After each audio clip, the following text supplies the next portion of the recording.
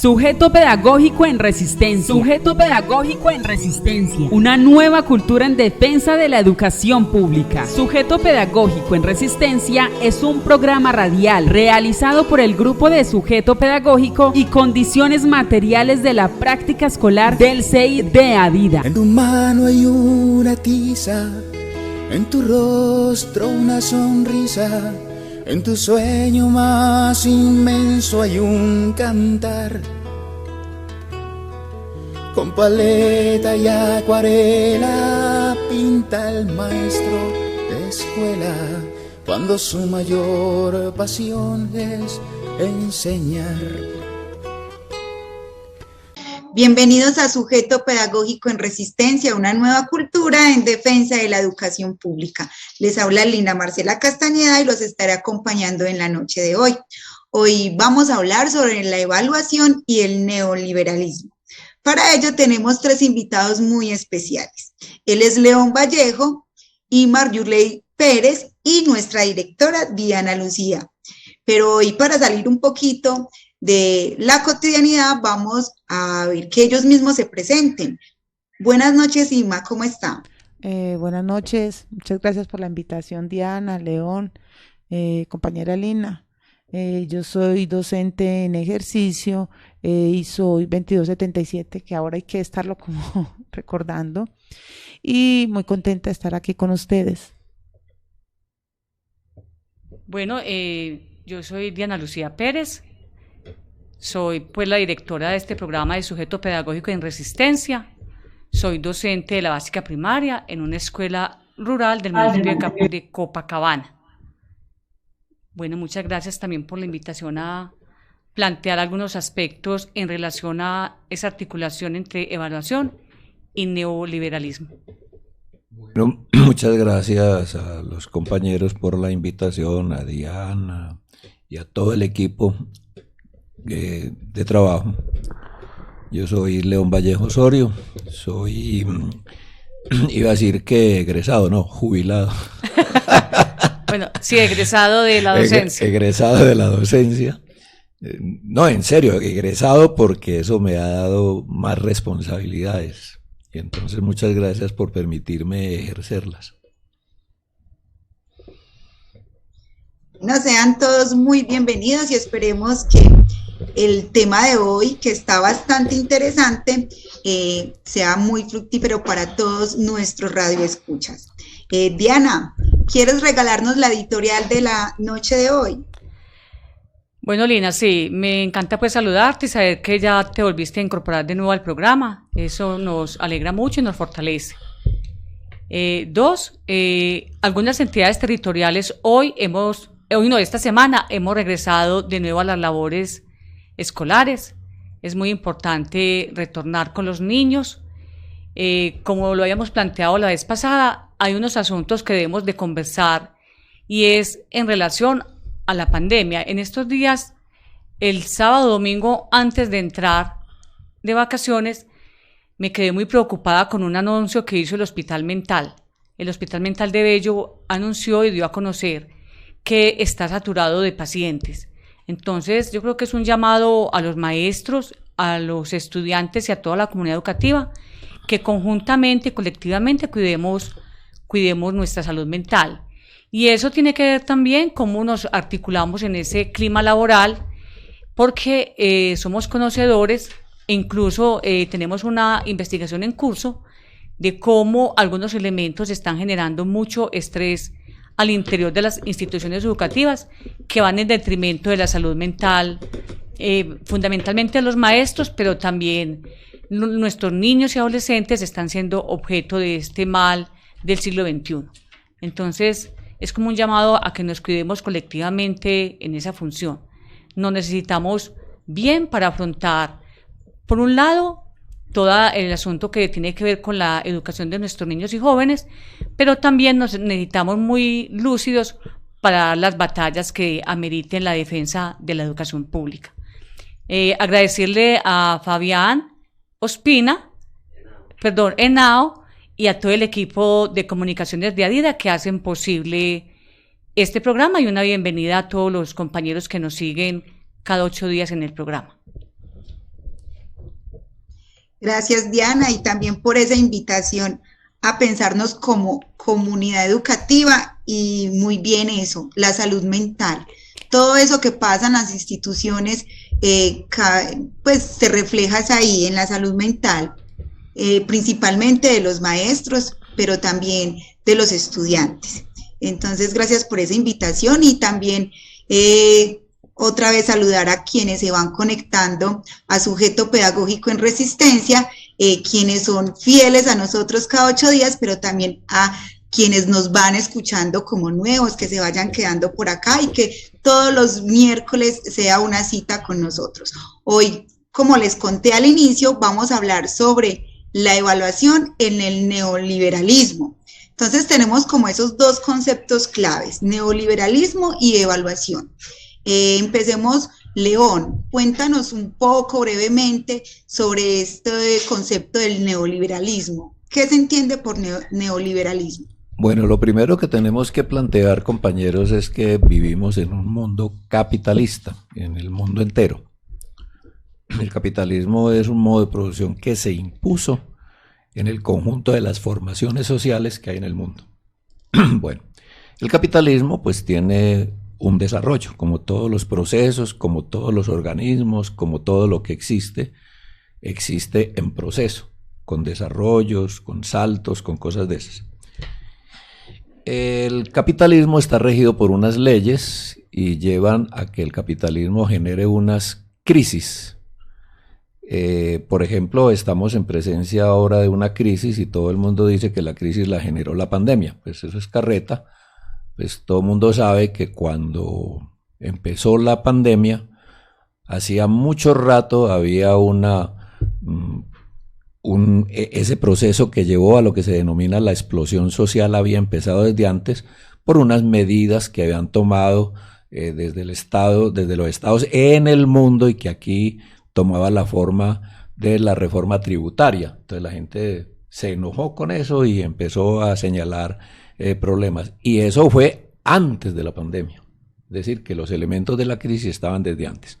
Bueno, entonces esos elementos de las crisis, para sintetizar, pues han tenido un punto de referencia muy importante que fue la enorme crisis del capitalismo del año 29. Entonces, para salir de esa crisis, ¿no es cierto?, se tomaron unas medidas y luego, a partir de el proceso que ocurre, viene la guerra mundial donde se queman capitales, etcétera, etcétera, y viene un enorme desarrollo y empieza una nueva crisis que empieza en los años 70 y que todo el mundo, pues en ese momento ya todo el mundo decía, no, el capitalismo ya no tiene crisis, ya el capitalismo es el mejor vividero, estamos muy bien. Y esa era como la orientación, cuando de pronto tienen que reconocer la crisis y entonces para explicársela al mundo dicen, claro, la crisis se origina por el petróleo, porque es que el petróleo se va a acabar, lo plantearon en ese momento. Y entonces se empezaron a hacer unas maniobras muy importantes que fue desmontar el esquema con el cual se había intentado resolver la crisis anterior. Entonces la crisis anterior se resolvió con un modelo por unas orientaciones que dio un ideólogo, un economista muy importante, el señor Keynes. Entonces hizo unas propuestas. Básicamente la idea era esta, por el análisis que ellos hacían, porque según ellos la crisis se originaba, que no es así, porque la gente no tenía con qué comprar cosas, entonces el Estado asume una serie de responsabilidades y el Estado asume esas responsabilidades y genera demanda a partir de allí. A ese esquema general en donde desde el punto de vista de la lucha de los trabajadores y de los pueblos del mundo había hecho que se les reconociera como derechos cosas importantes, por ejemplo la salud, la educación, el agua, saneamiento básico, eran derechos que entonces el Estado asumió, pero eso no fue por voluntad de ellos simplemente, sino como resultado de esa lucha de resistencia. A eso le llamaron Estado keynesiano. Entonces, cuando aparece la nueva crisis, dicen, claro, es que tenemos una crisis porque es que el Estado está quebrado. Entonces, ¿cómo lo vamos a resolver? Entonces, en ese momento retoman las viejas ideas del neoliberalismo inicial, entonces, que había sido potenciado por ideólogos como Hayek, por ejemplo, y entonces plantean el nuevo esquema.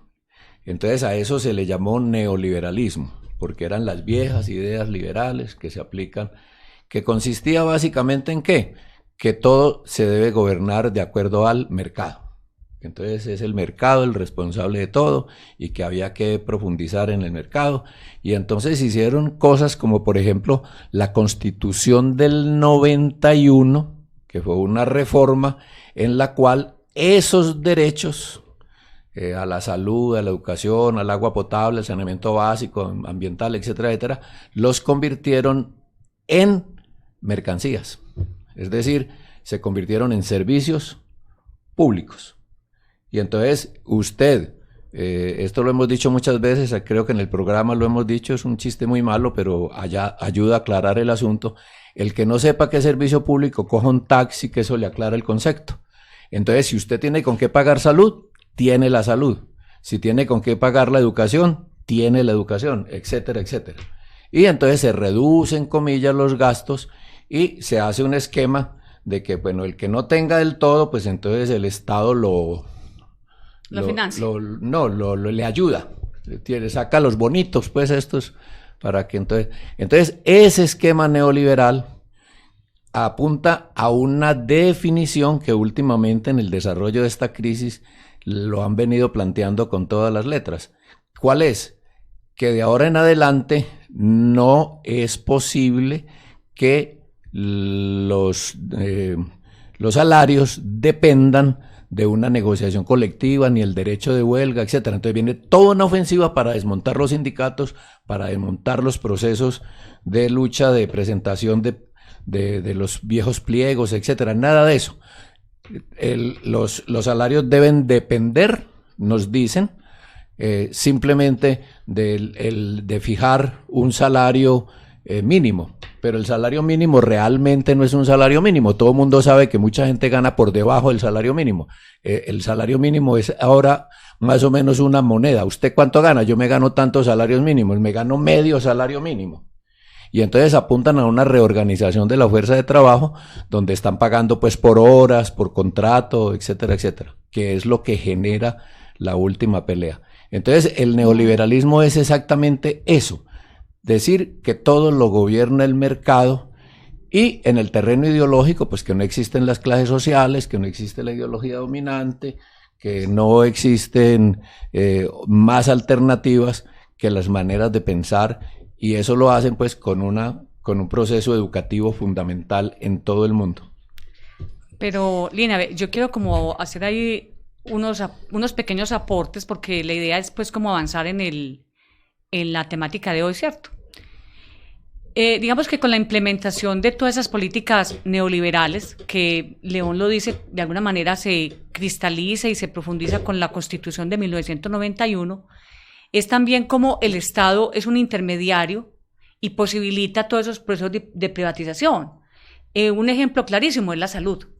Es decir, la salud con las EPS. Es como el Estado le entrega los dineros a unos intermediarios para que hagan festines, porque realmente yo pienso que el problema de la salud no es un problema de plata, es un problema del modelo, de cómo está concebido. Y así con muchas cosas. Con la educación les ha resultado un poco más complejo, dado la fuerte agremiación que tenemos. Entonces ha resultado un poco más complejo. Sin embargo, han dado pasos bastante gigantes en ese camino de la privatización con diferentes mecanismos. Pero también tenemos, por ejemplo, todo el asunto de las carreteras, de los peajes, porque entonces incluso León nos lo explicaba hace un buen tiempo. Ese esquema de todo lo que pase por ahí debe pagar.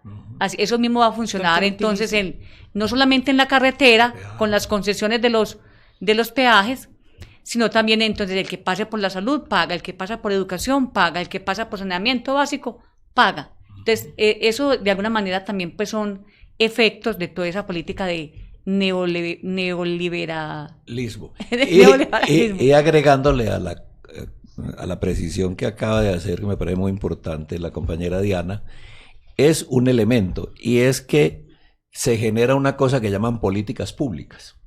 Entonces, las políticas públicas, la gente cree que son esas preocupaciones que el Estado tiene para ver cómo resuelve el problema de la salud, de la educación. No, las políticas públicas es simplemente cómo se hace para rentar a partir del Estado. Entonces, los dineros que recoge el Estado, cómo se ponen al servicio de la rentabilidad, cómo van a parar a manos privadas a través de esos procesos de intermediación. Entonces, el Estado no hace la carretera, sino que le dice, venga, Yurley, hágame una carretera aquí. ¿Y qué? No, pues tiene 20 años para que cobre peajes, y a los 20 años vuelve y cobra otros 20 años. No hay problema. Y el mantenimiento de la carretera, no, pues ahí usted disimula para que parezca que está manteniendo la carretera. Y entonces, en educación, venga, ¿cómo es? Fabián, entonces usted tiene un colegio, venga, aquí está el edificio, aquí está todo, que cóbrele a los muchachos. Y ya, y entonces él renta. Y entonces, ¿qué hace el intermediario? Saca la plática para él, y con lo que resta, medio cumple con la tarea. Ese proceso de acumulación a partir del Estado, pues algunos le hemos dado un nombre a eso que como capitalismo burocrático, pero esa es una discusión teórica que no se ha resuelto. Es decir, cómo se pone el Estado al servicio de la acumulación privada y de la cacería de rentas extraordinarias, legales yo voy e a ilegales. entrar por acá un momentico, a ver si de pronto me rentan un ratico, un espacio, para, yo creo que ya vamos entendiendo por qué es importante analizar la evaluación desde el neoliberalismo, de esas viejas ideas liberales. Entonces, para ir avanzando, vamos a ir a una pausa y ya volvemos con Sujeto Pedagógico en Resistencia, una nueva cultura en defensa de la educación pública. Ya regresamos.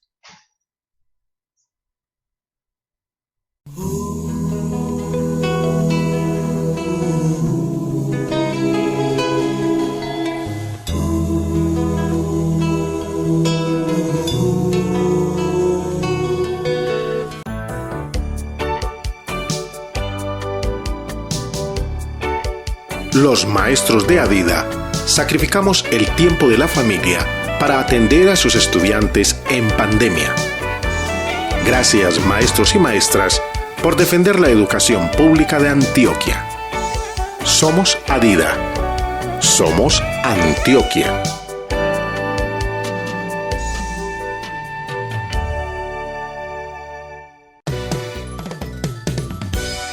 Los maestros de Adida defendemos los derechos de los maestros y maestras de Antioquia. Gracias, maestros y maestras, por defender la educación pública de Antioquia. Somos Adida. Somos Antioquia.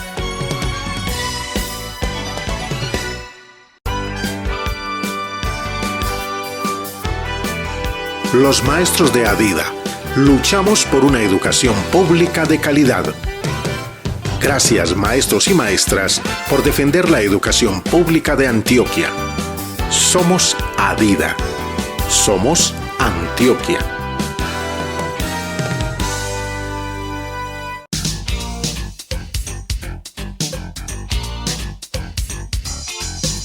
Los maestros de Adida nos exponemos a amenazas en territorios de inseguridad y de violencia.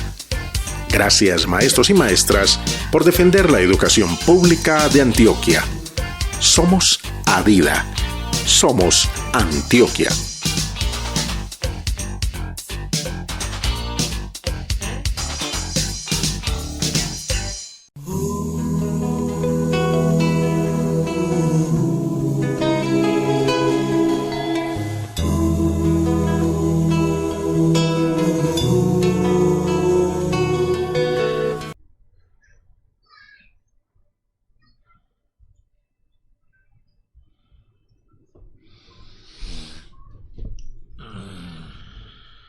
Continuamos con Sujeto Pedagógico en Resistencia, una nueva cultura en defensa de la educación pública. Recuerden que nos pueden escuchar todos los miércoles a las 8 p.m. con repetición los sábados 3 p.m.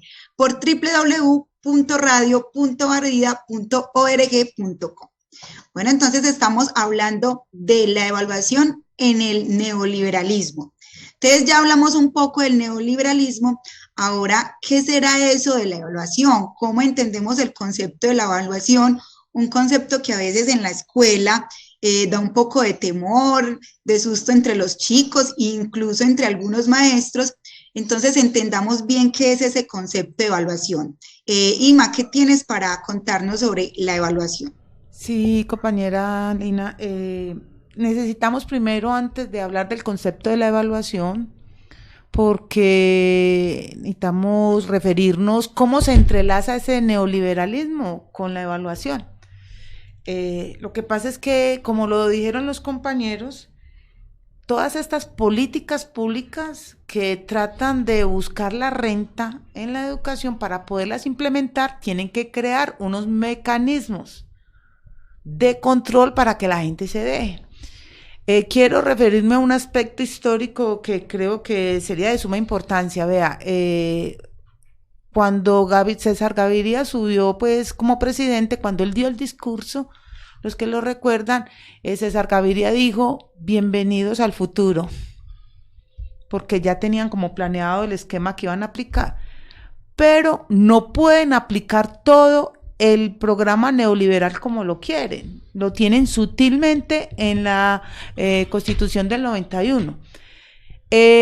Un ejemplo concreto es que hay 3 países en el mundo que sí aplicaron el neoliberalismo así rampante, que fueron Chile, que fueron Inglaterra y Estados Unidos. Si ustedes van a esos 3 países, la educación está privatizada totalmente. Pero ¿y por qué si pudieron en esos 3 países y no pueden, por ejemplo, en Colombia? Es porque eran los 3 gobiernos más rígidos en los años 70. Tenemos que Chile tiene una dictadura militar, entonces aplastaba físicamente al que se opusiera. Tenemos a Margaret Thatcher en Inglaterra y tenemos a Reagan en Estados Unidos. Entonces los movimientos sociales no pueden no tienen capacidad de reacción para frenarlo. Aquí, en Colombia, la Constitución fue hecha en medio de un movimiento democrático. Veníamos del problema con el narcotráfico y se crean pues unas ideas de un acuerdo nacional, venga, creemos la Constitución, y nos ponen muchas píldoras para el neoliberalismo. Después viene la ley 115, que viene con las comillas de que es el movimiento pedagógico el que impulsó la ley 115, entonces la gente como que fue cediendo. Y el máximo golpe que permitió que entrara la contrarreforma, pues en el neoliberalismo lo que entró fueron una serie de contrarreformas, fue el paro que el magisterio perdió en el 2001 con el acto legislativo 01.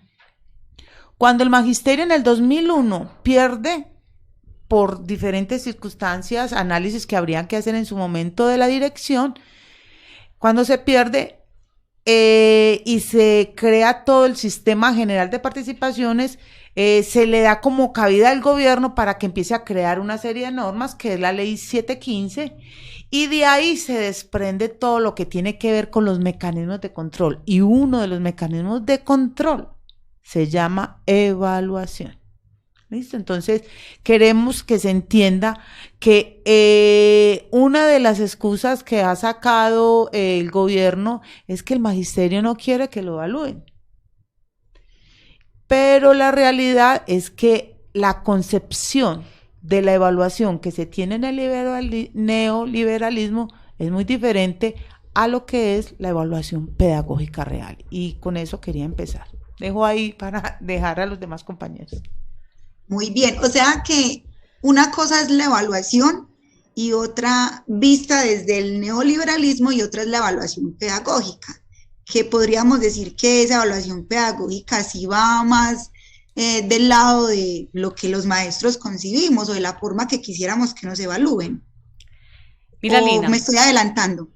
no, todo tiene que ver con todo, ¿cierto? Digamos que los maestros hacemos una defensa de la evaluación pedagógica. Sin embargo, producto de la implementación de todas estas políticas que bien lo menciona Yurley, ha salido, digamos, un grueso de reglamentación que se va también a meter, discúlpeme la expresión, con la evaluación en el aula. El acto legislativo 01 Sí, del año 2001. Al año siguiente, el año 2002, producto de esa pérdida, sale el Estatuto 1278. Bueno, y la ley 715, porque digamos que Primero la ley la ley 715 715 es, digamos, la madre. del 2001, sale en diciembre. Nosotros perdemos el paro, lo declaramos perdido en julio más o menos, y a diciembre salió la ley 715 Ya lista. ya listica. Y producto de, o sea, una deriva de la 715 es el 1278. Sí. Pero si uno sigue auscultando en esa normatividad, en el 2009 salió una jugosa, digo yo jugosa, entre comillas, cantidad de normas que se van a meter con la evaluación, y va a quedar por debajo de la mesa, en el sótano, la evaluación pedagógica, que es la que nosotros defendemos. Sí. Porque entonces la evaluación ya se va a estar como en todo. La evaluación de los maestros, la evaluación de las instituciones y la evaluación de los estudiantes. Recordemos que entonces en el 2009, yo quiero hacer como ese énfasis para que vamos mirando cómo se va concretando. Si bien no se implementó en la forma en que se implementó en Chile, aquí en Sudamérica, que fue el piloto, además para la implementación de toda la política neoliberal en distintos campos, no solamente en el de educación, solo que nosotros estamos haciendo un énfasis en el punto de la educación. Pero entonces, en el 2009, yo quiero que eso quede como ahí en la retina, salieron 3 normas, una que fue ley y 2 decretos. El 1290, que supuestamente iba a cambiar el 230, que fue muy duro para la educación. Nosotros lo llamamos el 230, era el que de alguna manera legitimaba el derecho a la ignorancia. El puente. ¿Cierto? Sí. El puente de la ignorancia. Promoción automática rampante. Exactamente. Entonces el 1290 vino como supuestamente a salvar esa debacle que había producido el 230. Pero también salió el decreto 2355, déjeme yo pasarlo por acá, el decreto 2355 de junio 24 del 2009, y salió la ley 1324 de julio 13 del 2009. ¿Qué decía el 2355? Decía que ese decreto iba a reglamentar, ese decreto está vivo, reglamenta la contratación del servicio público educativo por parte de las entidades territoriales certificadas. Ojo, servicio público. Exactamente, servicio público. Además, porque lo va a decir, lo podemos entregar en varias formas. Luego haremos pues unas cosas mucho más puntuales.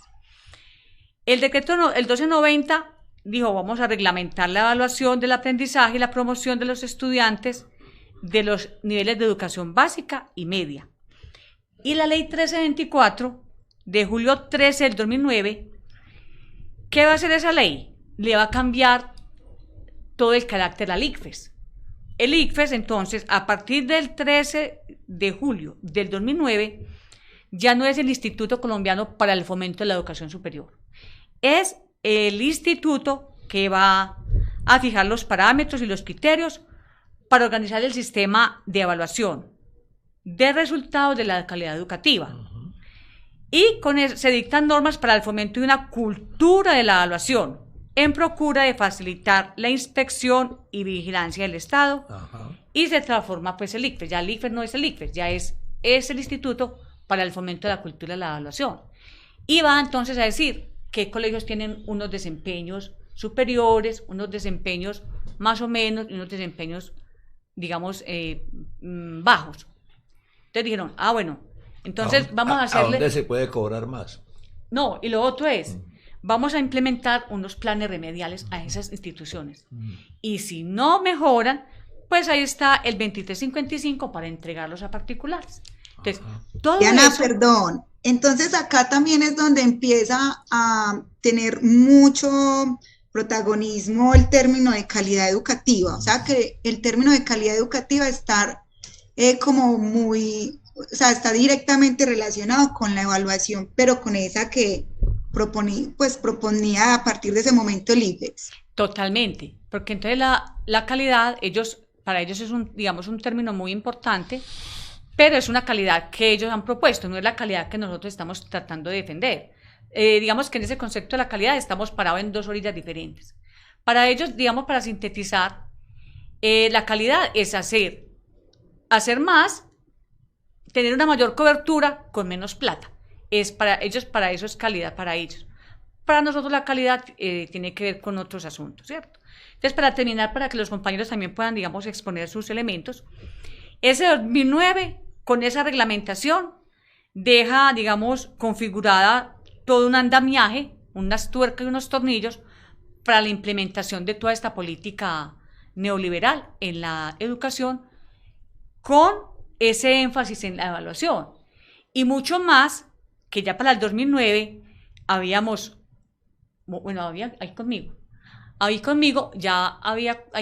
maestros que teníamos ese estatuto 278, que también va a ser un elemento que va a permitir la concreción y el desarrollo de todas estas políticas. Porque recordemos que con esto termino. El 278, en el artículo 63, en su literal G, nos dice que en cualquier momento pueden prescindir de nuestros servicios, por necesidad de servicio, no solamente por la pérdida de la evaluación, sino porque no se requieran los servicios de los maestros.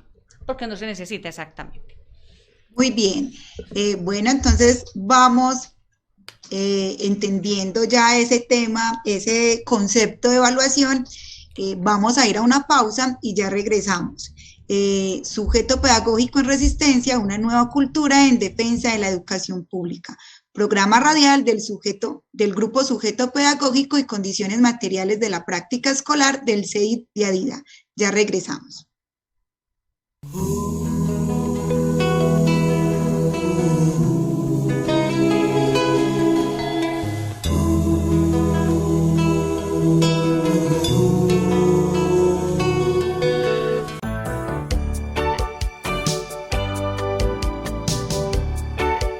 Los maestros de ADIDA sacrificamos el tiempo de la familia para atender a sus estudiantes en pandemia. Gracias, maestros y maestras, por defender la educación pública de Antioquia. Somos ADIDA. Somos Antioquia.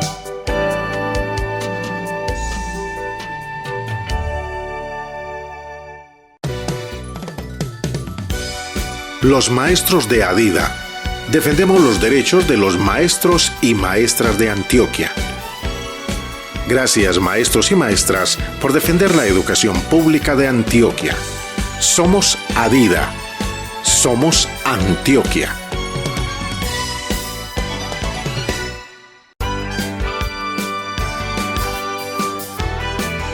Los maestros de ADIDA luchamos por una educación pública de calidad.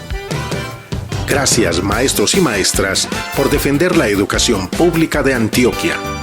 Somos ADIDA. Somos Antioquia.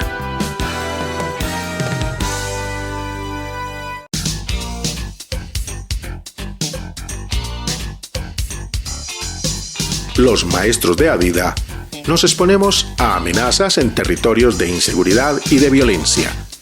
Gracias, maestros y maestras, por defender la educación pública de Antioquia. Somos ADIDA. Somos Antioquia.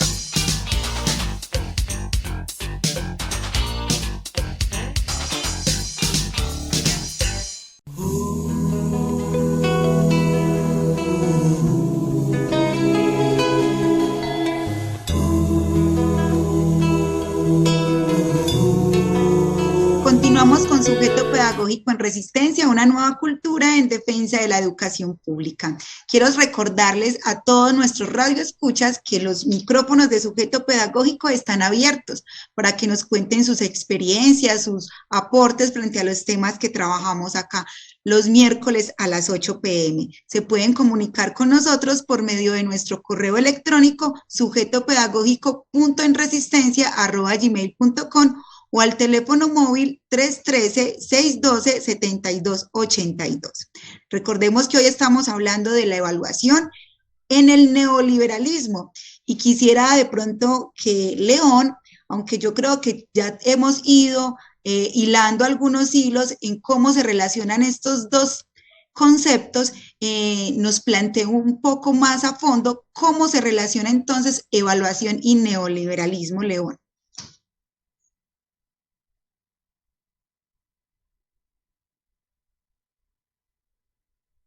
Que saca el Ministerio de Educación Nacional, y es un documento viejo, viene desde la época de Uribe, después del primer gobierno de Uribe. Se llama política educativa y es un diagrama donde creo que la idea es que ese diagramita lo miremos. Entonces, en la política educativa,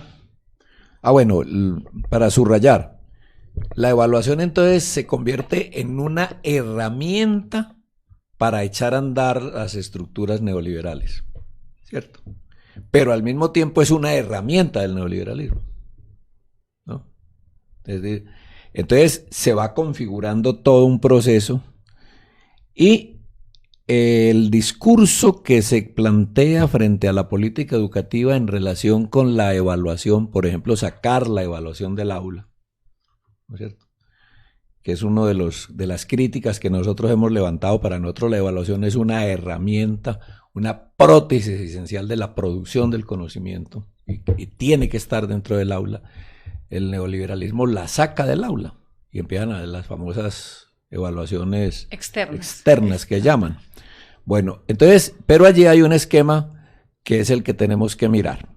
Lo primero es que dicen que es necesario definir una cobertura. Entonces, el nombre de cobertura es un nombre que dice, claro, es que están preocupados porque la educación le llegue a todo el mundo. No, la cobertura es simplemente el número de clientes posibles, ¿no es cierto? Entonces, la cobertura es cómo le llegamos a esa clientela. Porque además, Leo, discúlpame ahí, porque ellos también tienen concebido todo el asunto per cápita. Claro. Entonces claro, ellos lo que llaman calidad es que con menos plata se organicen más muchachitos, ¿no es cierto? Entonces es una muy buena calidad, porque pues va a rendir la platica. Entonces, se habla de la cobertura, ahí está el cuento de la eficiencia, porque la diferencia es decir, para que la cosa sea eficiente debe haber una buena cobertura, y a eso se le denomina calidad desde un punto de vista claro, que es que esa educación sí sea pertinente, es decir, que sí se haga para lo que se necesita. ¿Y qué se necesita? Que haya sujetos que asuman las responsabilidades que el capitalismo le asigna, de que la fuerza de trabajo esté suficientemente bien calificada para hacer esto o aquello. Bueno, entonces el esquema básicamente es esto. Hay unos estándares, los estándares. Luego hay una evaluación. Si usted no está en el estándar, ¿cierto? Perdió la evaluación, entonces tiene que haber un plan de mejoramiento. Y el plan de mejoramiento es para que usted esté en el estándar. Entonces, la educación define qué tiene que hacer usted, cómo lo tiene que hacer, cuándo lo tiene que hacer, dónde lo tiene que hacer, cómo lo tiene que hacer. Y si usted no lo hace así, no está en el estándar. Entonces se le hace un plan de mejoramiento. ¿A quién se le aplica entonces en la educación la evaluación? Se le aplica a los docentes, se le aplica a los estudiantes y se le aplica a las instituciones, ¿cierto? Partiendo de unos estándares. Entonces hay unos estándares para las instituciones, hay unos estándares para los estudiantes y hay unos estándares para los maestros. Entonces ahora, por ejemplo, van a hacer una evaluación de docentes y van a ingresar unos docentes. Si usted no demuestra que piensa como dice el Estado, que siente como dice el Estado, que hace como dice el Estado, usted no gana el proceso de evaluación, porque usted está por fuera del estándar, ¿no es cierto? Pero si esta institución no funciona como ellos quieren que funcione, o desfuncione, o infuncione, entonces esa institución no va más, que es a lo que se refería ahora Diana. Pero lo mismo sucede con el estudiante. Entonces, cuando la evaluación se saca del aula, ya a los muchachos no les interesa aprender. No les interesa saber. Lo que les interesa es pasar la evaluación. ¿Ya? Independientemente de todo lo demás. Es estar dentro del estándar. Entonces, a los docentes se les va a hacer entonces en adelante una serie de evaluaciones que quedan definidas desde allá. ¿Cuáles? Para ingreso, ¿cierto? Para el periodo de prueba, es decir, usted ingresa, pero cuando hace el periodo de prueba lo vuelven a evaluar. Pero luego, para una evaluación anual de desempeño, incluso con cosas muy delicadas que tienen que ver incluso con acosos y cosas de esas. Si usted denuncia el acoso, usted no sirve, usted no tiene resiliencia, usted no es capaz de asumir esas cosas, si usted no hace lo que tienen que hacer. Y luego, entonces, las competencias para el ascenso. Entonces son esas evaluaciones, mire, ingreso, periodo de prueba, anual de desempeño y para el ascenso. Todas esas evaluaciones a los docentes, pero a los estudiantes también, pero también a las instituciones. Pero estos esquemas evaluativos no son solamente allí. El muchachito que sale también lo van a evaluar en el trabajo, ¿no? Y entonces hay unas pautas de evaluación. Si logra tener trabajo que ya no hay, pues entonces pues lo que no hay es pues contratos de trabajo. Trabajo sí hay, lo que no hay son contratos de trabajo y entonces hay un desmonte del proceso y una reorganización de la fuerza de trabajo de tal manera que desaparezcan los sindicatos, de tal manera que desaparezca y entonces usted tenga que hacer trabajo por obra, trabajo por horas, venga y me trabaja, que es el esquema de alguna manera feudatario. Pues, ¿cómo le pagaban a los campesinos? Venga y me trabaja 2 horas en la finca y chao, y le pago con un bulto de plátanos y ya. Usted verá si lo vende, usted verá qué hace. Pues ese esquema es el que se viene a reproducir y es el que en este momento está en boga y que se está desarrollando con firmeza. Pero yo quiero como poner un énfasis en eso que acabaste de decir, en el maestro. Vos decías, digamos, parado en el análisis, en ese esquema de la política educativa, en ese, digamos, en ese engranaje de evaluación, el docente es como el objeto a observar. Realmente es el objeto principal a observar. ¿Por qué? Y a controlar. Claro, a observar y a controlar. A vigilar y castigar, como decía Foucault. ¿Por qué lo digo en esos términos? Porque cuando se evalúan los estudiantes y les va mal, ¿de quién es la culpa? Del docente que no está dando, digamos, el currículo que se ha impuesto. Es decir, ellos tienen, como es un estándar, entonces evalúan lo mismo al niño del Chocó, al niño de la Loma Pelado arriba, al que está aquí en pleno corazón de Medellín o el que está en Laureles. Es decir, en la vereda Puayá del municipio de Lejadó. Exactamente. O sea, el estándar es el mismo para todos. Entonces, claro, si el niño pierde la evaluación externa, no es la evaluación en el aula, la evaluación externa, es decir, todo eso que ha hecho el ICFES a partir del 2009, evaluar para mejorar, las pruebas saber, toda esa cantidad de pruebas que se vienen implementando, entonces no están mirando al niño, están mirando al maestro, digamos en última instancia. Pero también lo van a mirar desde unos instrumentos que son todavía mucho más controladores, como es PISA y como es la OCDE, porque ellos también vienen dando, digamos, ahí, digamos, directrices para implementar en los distintos países, no solamente en Colombia. Este no es un problema únicamente de Colombia, es un problema de todos los países en los que impera el capitalismo en su fase de desarrollo, que en este momento está el imperialismo. La orientación de la OCDE es: necesitamos unos trabajadores que sean así, así y asú, no pueden ser de otra manera. ¿Y qué necesitamos para que los trabajadores sean así, así y asú? Pues maestros que los hagan así, de esa manera. Entonces, al maestro también lo controla. Necesitamos un maestro que sea de esta manera y no de otra. Entonces, ahora en la evaluación, lo que van a buscar es: maestro, ¿usted hace lo que tiene que hacer? ¿O usted tiene criterios propios? ¿O usted tiene criterios colectivos? ¿O usted qué criterio tiene? Eso es lo que van a evaluar. Incluso porque, por ejemplo, en el día E, los tales día E. Iba a mencionar eso. Dale.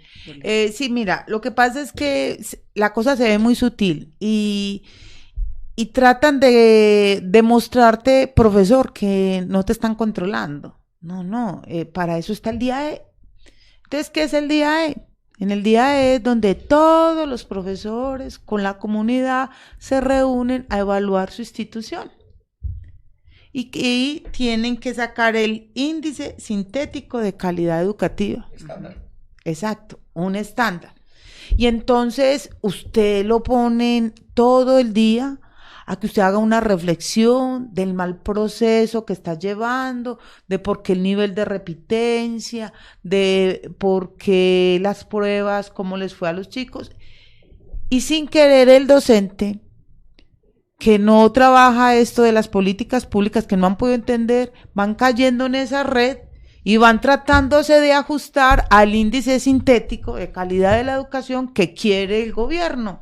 Y entonces va haciendo el trabajo, entonces corrijamos esto, no es que estemos en contra, están tratando de coger la evaluación como se hacía en el 2277, que era una evaluación institucional, donde usted participa y evalúa, pero la acomodan a un índice sintético. Entonces vamos a ver cómo nos va, cómo se está presentando, y de acuerdo a esto, a usted, a esa institución la van a catalogar. Entonces yo quiero remarcar en esto.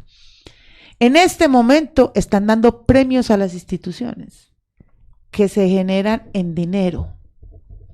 Y entonces la gente es matada para a ver si se ganan el premio este año, y eso repercute en platica, ¿cierto? Pero lo que estamos haciendo es organizando, abrochando todo. Me encanta eso, como que ajustando la tuerca, como lo ha dicho Leones muchas veces, que es ajustando ya la tuerca final para que nosotros mismos estemos buscando la manera de que nuestra institución quede inserto en un concepto de calidad, que como está aislado de las verdaderas condiciones materiales, ocurren dos cosas desde mi concepto. Desde Mayurley Pérez quiero ser clara que todavía no es que me estoy basando en un autor, en dos conceptos. Una, que la institución educativa gana el premio, entonces si hay una que lo gana, tiene que haber una que lo pierde, ¿sí me entiende?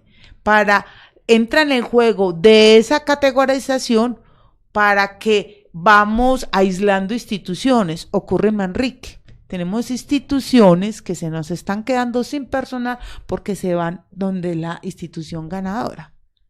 Y van mudando, se van mudando. También. Sí, estudiantes. Entonces es los profesores haciendo un esfuerzo, o se nos va volviendo estas instituciones recicladoras. Listo. Y la otra circunstancia que se nos crea con todo esto es que nos volvemos competitivos, olvidándonos de las verdaderas condiciones, del verdadero ser de educar, de la verdadera ser de la pedagogía, en la cual este índice sintético de calidad nada tiene que ver. Entonces me aíslo de la realidad.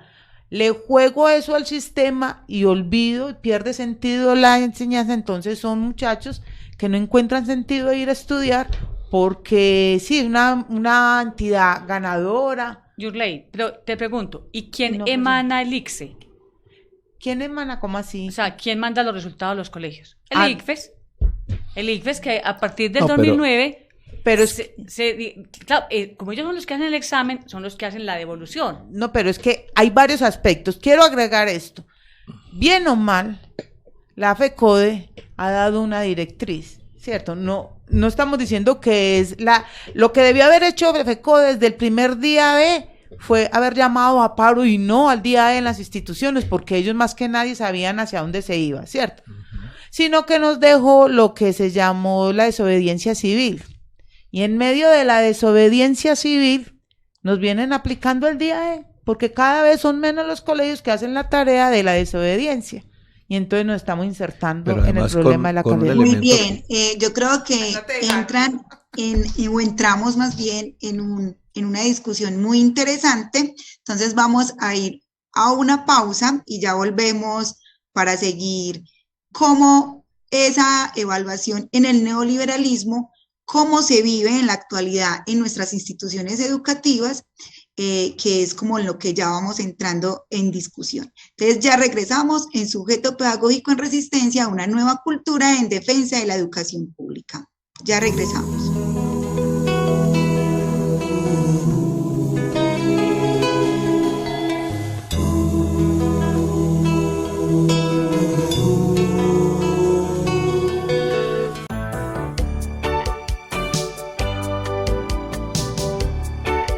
Los maestros de Adida sacrificamos el tiempo de la familia para atender a sus estudiantes en pandemia. Gracias, maestros y maestras, por defender la educación pública de Antioquia. Somos Adida. Somos Antioquia.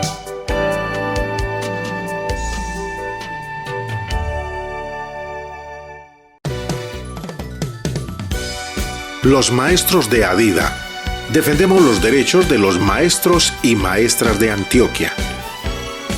Gracias, maestros y maestras, por defender la educación pública de Antioquia. Somos Adida. Somos Antioquia.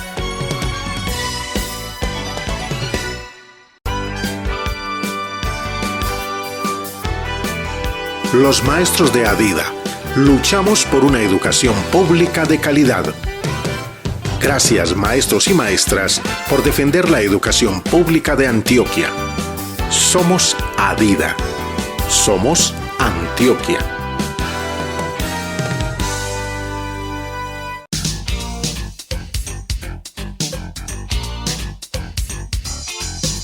Los maestros de Adida nos exponemos a amenazas en territorios de inseguridad y de violencia. Gracias, maestros y maestras, por defender la educación pública de Antioquia. Somos Adida. Somos Antioquia.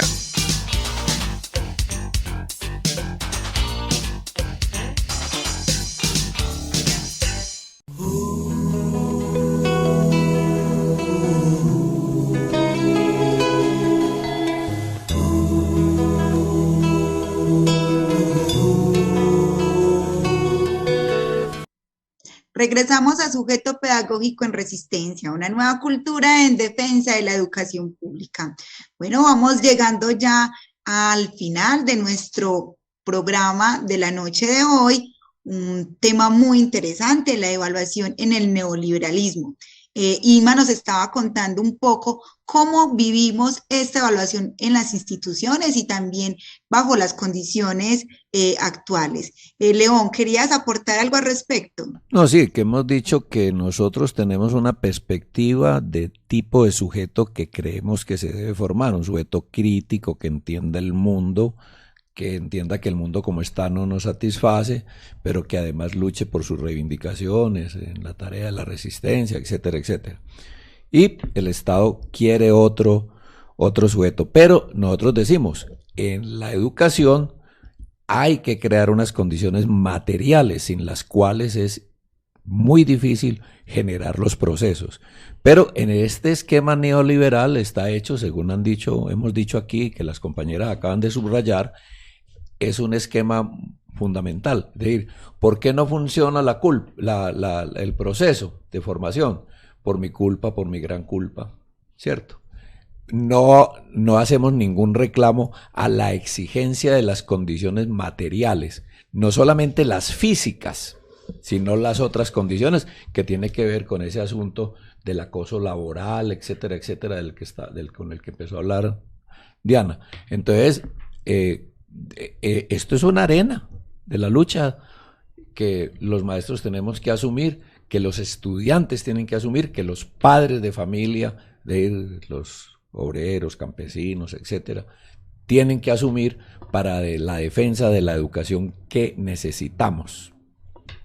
Bueno, yo quiero, digamos, como elementos últimos del programa, no agotando el tema porque el tema es demasiado amplio y tiene muchas aristas para la discusión, quiero poner como un lente en algo que dijo la compañera Imayurley, cuando nos plantea cómo, digamos, ese mecanismo de premios pone a pelear a las instituciones, pone a pelear a los maestros, porque hay premios institucionales, hay premios para los maestros, hay premios para los estudiantes. Ese mecanismo de premios que de alguna manera es darle plata al que se ganó el premio y a los demás no hay financiación. Lo que tenemos que defender es la financiación de las instituciones públicas. No, es decir, tenemos que oponernos a los premios. Ese es un entrampamiento, pero ese entrampamiento digamos que se inserta en todo ese discurso ideológico y eso tiene, digamos, muchas formas de presentarse. Mire, ese asunto que transcurre en la televisión, todos esos programas de concurso, ¿cómo se llama? Los realities. Eso, los realities. Todos esos programas están insertos en esa lógica, en los premios. Yo gané, usted perdió. La Voz Kid, la Voz Junior, o la Voz de los viejitos, todos esos programas está en esa lógica. Y entonces lo vamos viendo como una cosa natural y normal, cuando lo que tenemos que defender es la plena defensa de la educación pública. Entonces ese asuntico de los premios va ligado también con la evaluación. Vean, ¿qué estudiantes a veces, y es un mecanismo que es neoliberal, cómo algunos estudiantes, dados sus puntajes, pasan a universidades? ¿Y a universidades qué? Privadas. Pero ¿con qué dinero le pagan a ese estudiante que pasó? Públicos. Con dineros públicos. Entonces son formas... Procesos de privatización de la universidad por ejemplo, ¿cierto? Entonces, y es una manera también de ir privatizando por distintos medios. Bueno, yo quería, para terminar mi intervención por la noche de hoy, dos cositas. Vea, compañeros y compañeras, el hecho de que nosotros los maestros, creamos en el yo pecador, es decir, todo es la culpa del maestro, y no reconozcamos las necesidades materiales que en realidad son las carentes de nuestras instituciones para llevar verdaderos procesos evaluativos. Eso es lo que viene generando un fuerte índice de problemas de salud mental, como empezó la compañera, porque el maestro sufre, el maestro adora su profesión y se deja echar el cuento de, venga, es que usted es el malo. Por ejemplo, para el ascenso, ese esperpento de SDF, ¿cómo así que pasan 10 compañeros míos y yo no paso? Pues, ¿yo qué hice de malo? ¿Yo qué me pasó aquí? Y los compañeros han caído en depresión por eso. 2, los compañeros ingresan a la carrera docente y se encuentran con que la presión con la que están, y muchos compañeros no están pasando el periodo de prueba y entran en depresión. Y compañeros que ya el hecho de sumarse a la evaluación de desempeño van entrando en un nivel de estrés impresionante por esto de las evidencias, y porque fuera de que tienen las evidencias y que hay un estándar, compañero León, que podría decir que la guía 31, aún la guía 31, que no es lo mejor y es lo que puede salvar en este momento el maestro, el rector lo pasa por encima. Y entonces... O por debajo, que es peor. No, lo pasa por encima se pasa por encima esa normativa, y le pone, no, es que yo te voy a poner 80 porque tú esto, porque tú aquello, y el maestro que no conoce bien esta problemática se come el cuento de que sí, yo soy el malo y entra con sus problemas. Entonces, la evaluación se está convirtiendo en uno de los aspectos que más está influenciando en el problema de la salud mental, lo que quería decir. Y entonces la invitación es que este problema hay que hablarlo.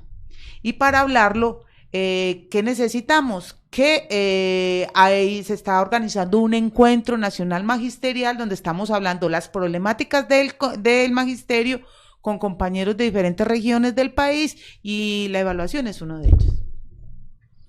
Muy bien, Ima, ese último aporte y lo de los compañeros también, pero muy importante cómo terminas, así como Diana empezó. O sea, la salud mental de los maestros está en riesgo, y está en riesgo precisamente porque estamos en una evaluación donde incluso nos obliga a alejarnos de eso que nos acercó a la docencia, de ese acto educativo que queremos llevar, pero desde, como ahora León lo planteamos, de ese sujeto que nosotros realmente queremos formar.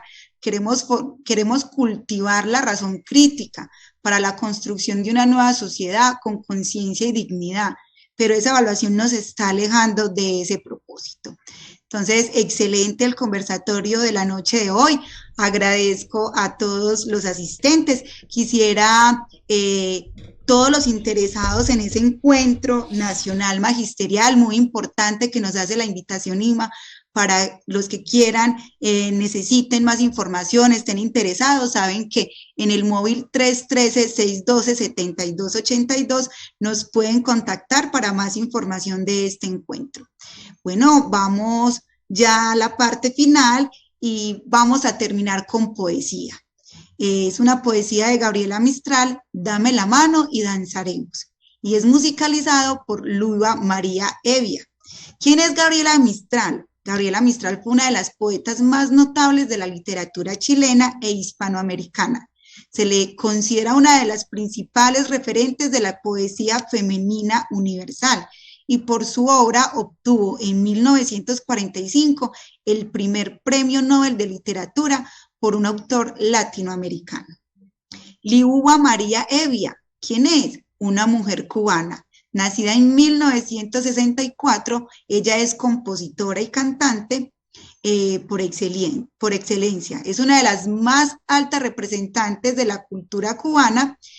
Forma parte del movimiento de Nueva Trova desde el año 1982, junto a figuras legendarias como Silvio Rodríguez y Pablo Milanés, con quienes ha compartido trabajos discográficos. Entonces, vamos a escuchar esta hermosa poesía.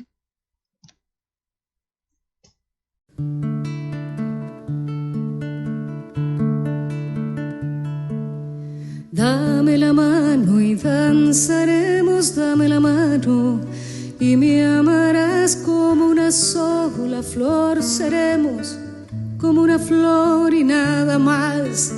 Te llamas Rosa y yo Esperanza, pero tu nombre olvidarás, porque seremos en la danza como una flor y nada más. Los astros son rondas de niños que juegan el mundo a mirar. Las olas son rondas de niñas que juegan el mundo a besar. En donde tejemos la ronda, la haremos a orilla del mar. El mar danzará con sus olas, tejiendo una trenza de azar. Dame la mano y danzaremos, dame la mano y me amarás. Como una sola flor seremos, como una flor y nada más. Te llamas Rosa y yo Esperanza, pero tu nombre olvidarás, porque seremos en la danza como una flor y nada más. Los astros son rondas de niños que juegan el mundo a mirar. Las olas son rondas de niñas que juegan el mundo a besar.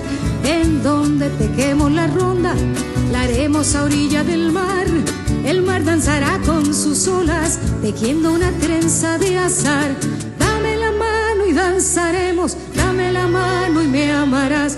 Como una sola flor seremos, como una flor y nada más. Te llamas rosa y yo esperanza, pero tu nombre olvidarás, porque seremos en la danza como una flor y nada más.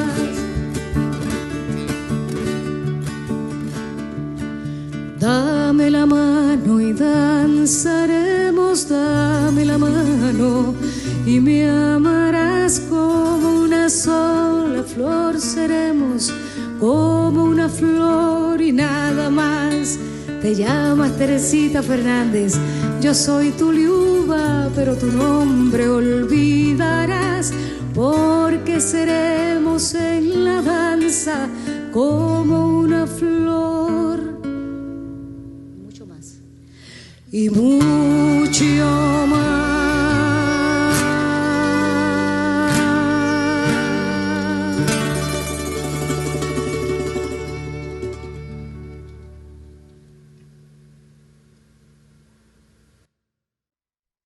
Gracias a todos nuestros radioescuchas por acompañarnos en la conversación de la noche de hoy, y también a León Vallejo Osorio y Mayurley Pérez y a Diana Lucía Pérez por todo el diálogo y los aportes de este conversatorio sobre evaluación en el neoliberalismo. También agradecemos a Sebastián Ospina y Fabián Henao y a todo el equipo de comunicaciones de AIDA que hacen posible la realización de Sujeto Pedagógico en Resistencia, una nueva cultura en defensa de la educación pública. Los esperamos y les acompañó Lina Marcela Castañeda. Hasta pronto.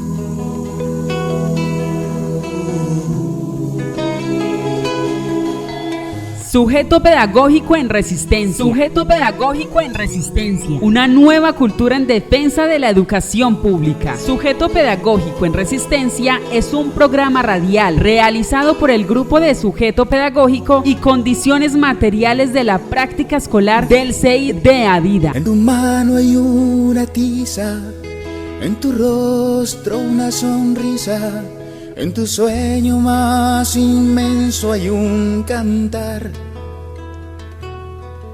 Con paleta y acuarela pinta el maestro de escuela, cuando su mayor pasión es enseñar.